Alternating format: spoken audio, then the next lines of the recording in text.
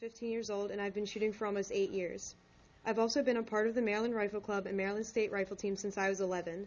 We shoot semi-automatic AR-15s, and my personal rifle is a Bushmaster. Because of this, I have become eligible for various shooting scholarships around the country to a wide array of even the most prestigious colleges that have shooting teams. Achieving stricter gun control laws would obliterate any opportunity I could have had to attend a decent college on a shooting scholarship. Ever since I first learned how to shoot, the issue with gun violence around the nation became clear. Guns are not the problem, people are. Purging our society of violence and murder cannot be done through gun control legislation. By signing this legislation, you are not signing away gun violence, but instead liberating American citizens of our constitutional rights. You are not eliminating guns from society, but eliminating our ability to protect our lives, liberty, and pursuits of happiness. Chicago, Illinois has had some of the strictest gun control laws in America enacted for the past few years, and it is currently more than twice as likely for you to be killed in Chicago as in the Afghani War. For the past 11 years and 4 months in the Afghani War, 2,166 people have been killed. Now in only 8 years in Chicago, 4,265 people have been killed, and 3,371 of them were from being shot. Is that really something we want to model our state laws after? Now, even of those 3,371, only 37 were killed with a rifle, which is barely 1%.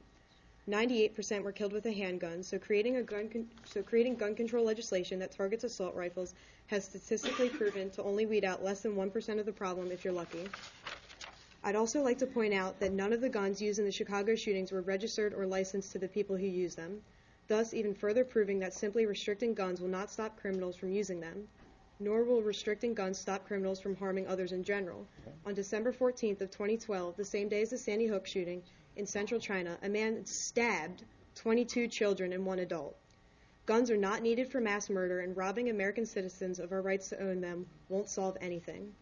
You must also consider the fact that the majority of gun violence occurs in low-income neighborhoods. Raising the overall cost of owning a gun through higher licensing and registration fees denies the ability of low-income individuals to protect themselves against the crime focused in the areas they live in. Passing this legislation would be discriminating against these lower-income individuals who are actually at a higher risk of being victimized in crimes. To abolish or severely limit the right of the Maryland residents as a whole to bear arms, which is the intent of the proposed legislation, is to essentially defeat the purpose of our own U.S. Constitution. The entire foundation of the United States was formed on the principle that the government, our government, is a government of the people, for the people, by the people, and taking away the people's right to bear arms is taking away the people's power in the government. The Second Amendment, which grants to citizens the right to secure their natural rights, is the backbone of our democratic society. I hope you all consider these points as you go to vote on this or any other gun control bills.